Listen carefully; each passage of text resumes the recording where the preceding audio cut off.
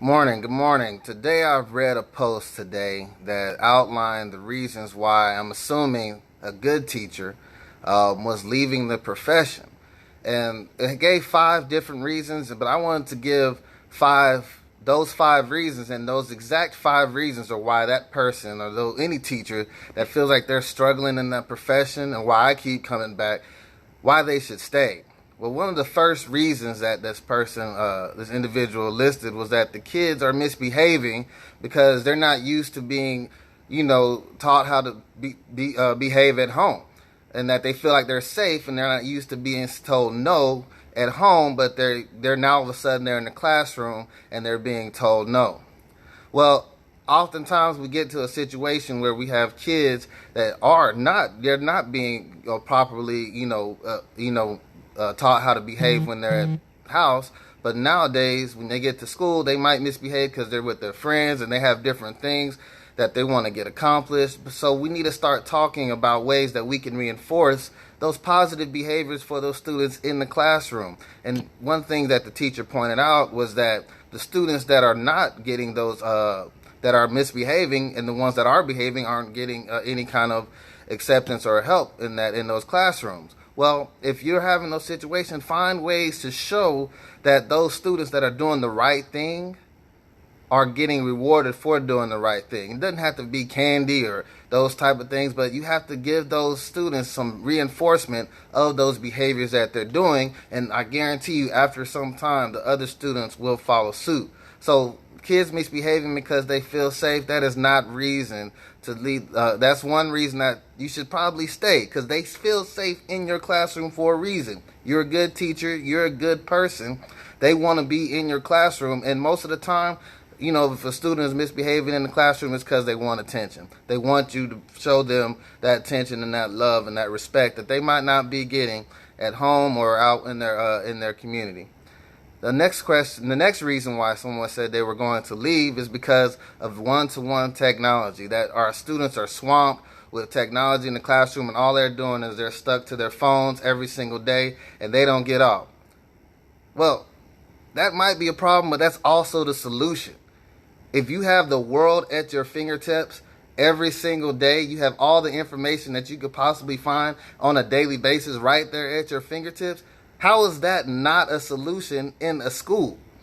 We need to find ways as educators to implement technology, implement the World Wide Web on a daily basis so that our students can know, because when they leave your classroom, they're going to still have their cell phones in their hands. So find ways to integrate those things into your classroom, because not only is your classroom a wall with four walls and a chalkboard, a whiteboard in the front, but your classroom can extend outside of that building. You understand? If you create things like a Google Classroom or Schoology or those type of softwares, you can continuously have discussions with your students from young levels. I see kids with iPads and iPhones all the way from, my niece is like 3 months old. I mean, like a year now. And since she's been young, she's always had some kind of technology in her hand. We got to be able to adapt to that. We have to be able to change. We have to be able to adapt to the future of what education is going to look like. Well, another complaint that the teacher had that said that she was leaving was because they kept having to go to more and more trainings, 2-hour planning periods, and those type of things. And they spent 3 or 4 days in a planning period where they had to learn something new, and that they took a while to implement, but it took away from instructional time.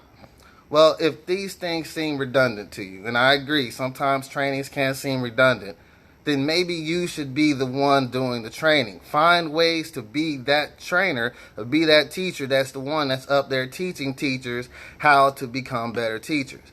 Because just because you get it doesn't mean all the rest of the teachers are getting it. So those trainings are always necessary, because in order for us to build better teachers in the classroom, in order for you to have better teachers around you, those trainings are going to be necessary. So find ways to actually perfect or, learn those things and be able to reteach it yourself. Because if we have people in the classrooms that are able to teach other teachers how to teach, then that'll save a lot of time and a lot of energy, and also help everyone in the profession. One of the things that I've seen as far as in a lot of groups now is the mastermind groups, where you get a lot of group people together that have different struggles or different pains, and they work together to solve problems that might go across the problem. So if you have across the board, so if you have people that are in your profession that are in your classroom that might be struggling, go look out to those people and share your stories, share the things that work in your classroom with the other teachers, and the trainings can be a lot easier and be a lot more productive. Another situation where the teacher said she was leaving was the customer service mentality, that we are here for the kids and we're not here to upset the parents. Well, you have to remember, we're in a different age now.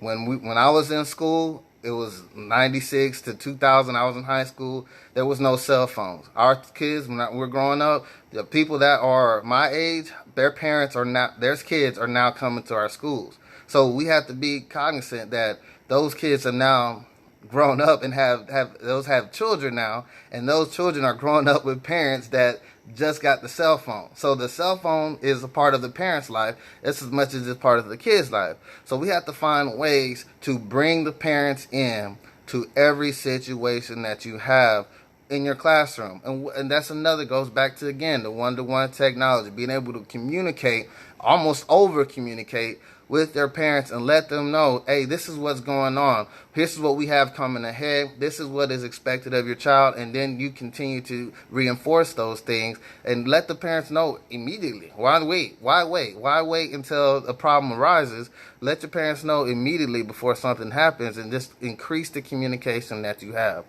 And the fifth way was the mental and physical wellness. I cannot stress enough the importance of taking care of your body and making sure that you eat correctly. And I mean, whatever you eat in the morning, I mean, there's meditation that you should be doing. You need to be eating. You need to take care of your body. Go to the gym. I can't stress enough how important it is to take care of your physical fitness when being a teacher. You're going to have days where you're stressed. And I remember when I was a teacher, I was standing up for 7 hours. It feels like you're standing up for 7 hours, walking around, looking at kids, and by the time you get home, you're exhausted, laying back on your bed like this, just feeling like the whole world just piled up on you. I always laugh is that like June 7th is like the most tiring day of the year, because I feel like the whole weight of the entire school year is just dropped up on you at one point. So make sure you're getting the right food, eating correctly. We have lunches at school, and you going to Whataburger or Burger King every lunch period is not going to be healthy for you, and it's going to cause more and more problems. And we also have to remember, what if firefighters said, hey, this is not a good profession, I'm not feeling like I'm growing, I'm going to quit. Or if policemen said, oh, this is something I can't do anymore, I'm just going to stop. Or if the soldiers that fought for us overseas or in the various wars said, you know what, I don't want to be a part of this, and quit. Or what if your first grade teacher said, you know what, I'm not getting enough support, I'm just going to go ahead and get out of the profession. We're saving lives at the end of the day. This is saving people's lives. And if you don't look at your profession as saving people's lives as a teacher, you probably are in the wrong profession.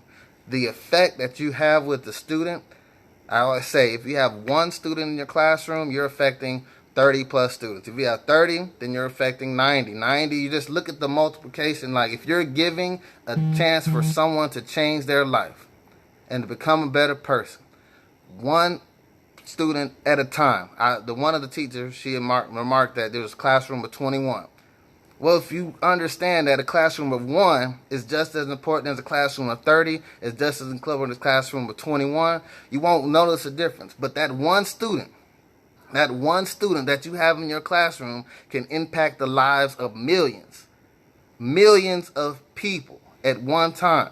So you have to be cognizant that when you are in a classroom or when you are working with your students, that you are saving lives and truly making a difference.